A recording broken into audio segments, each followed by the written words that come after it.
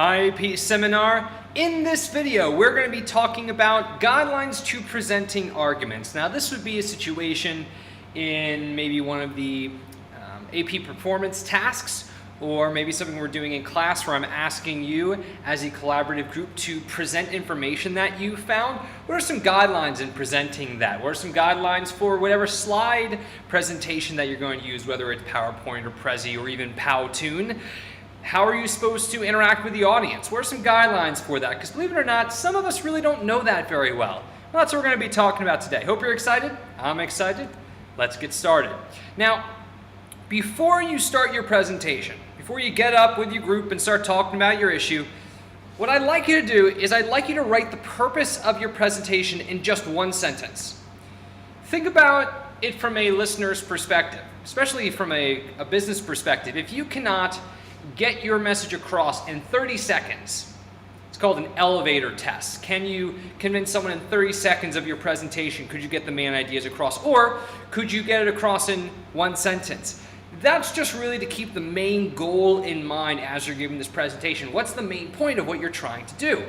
Another thing you really have to think about before you give this presentation is who is your audience? Because you're obviously making an argument trying to convince them of something.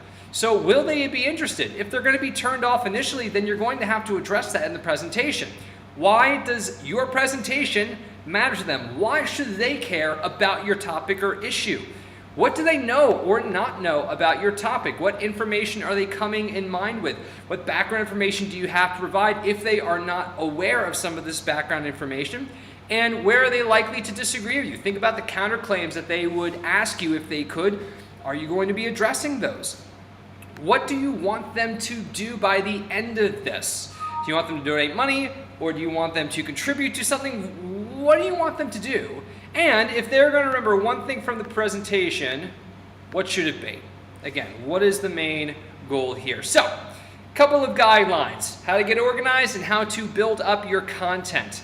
So before you present and as you're creating your information, the goal is make a list of the key points you're going to make in your presentation. Plan your introduction and plan your conclusion. Those are actually two of the most important components of a professional presentation, because if you cannot hook your audience in 2 minutes, then you've lost them for the entire thing. And in your conclusion, you have to end very, very strong. You have to make your listeners seem motivated, or you have to get them completely convinced of what you're trying to argue. As you are giving your presentation, as you have maybe the body section, all your reasons and evidence to support whatever claim your presentation is, use lots of facts. Statistics and hard numbers are great because they really can't be disputed. Statements by experts, narratives, the same things that you would use in an essay, use in this presentation. You want to try to convince the audience that your claim is correct. Now, a couple of notes on slides, and I love this example. Check out this example. This is pretty much the exact opposite of what you want to do on slides in a presentation. Really, the general rule is less is more when it comes to slides. So, when you think about the points you're trying to make, 1 point per slide. Don't try to put multiple points on one slide. It's going to confuse the audience a little bit. If you make every main point a slide, or if it's obviously a little bit bigger, make it into smaller slides. The reason why you don't put multiple points on a slide is because it's going to confuse the audience. If you put 1 point per slide, it's going to break up those main points. Stay consistent with your fonts, with your grammar, with your sizes. You don't want to throw in tons of different looks. You want people to think about your information, not get confused by all the different fonts and texts and sizes that you're using. Instead of using clip art, try to use quality photos. Photos that will try to convince the audience of what you're saying. And really, less text, more images. In fact, if you see on here, and if you look at my previous videos, it used to be a lot of text and maybe only a few pictures. Now I actually have my video screen of me much bigger and with some pictures as well, and that's because I want to be able to interact with you, and I want this to be a more engaging experience. So less text, more images. Also easy on the special effects. If you notice with my presentations, I don't need a star wipe. Really, I want you to pay attention to the meat of the conversation of what I'm trying to get across. So as you're doing this presentation, don't try to impress me with special effects. It really won't affect how you perform on that performance task. And if you have a lot of data, if you've got a lot of hard numbers and statistics to support your claim, a lot of really good evidence, don't put it on the slides. Put it in a handout so people can refer to it. You don't want it all up on the screen. It just becomes so overwhelming. I mean, look at this thing. It's ridiculous. Now, personal notes on how you present. First, be passionate about what you're talking about. If you don't care, if you aren't excited about what you're trying to do, then how is your audience supposed to buy into what you're selling?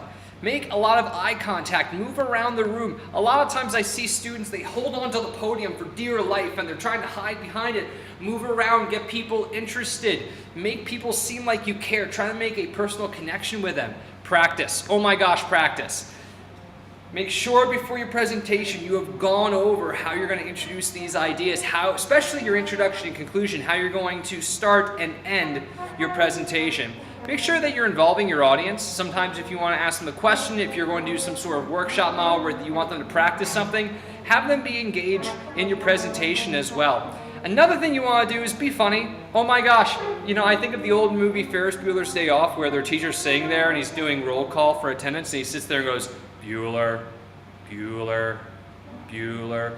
No one's going to pay attention if you're boring and monotonous. Be exciting, have fun, be humorous, and thank your audience for attending. They didn't really have to be there in the first place. A couple of notes on presentation slides. Proofread very carefully. I had a principal when I worked in New Jersey who would stand outside your room and look at your notes, and if there was any typos, she would get on you for it, because if you want people to see you as professional, you have to make sure your grammar is perfect. Now, I'm sure I've got plenty of typos in some of my videos, but I try to make it as proofread it as carefully as I possibly can. Also, be very consistent. Keep the same font, the same sizes. Don't try to throw in a lot of different organizers, special effects.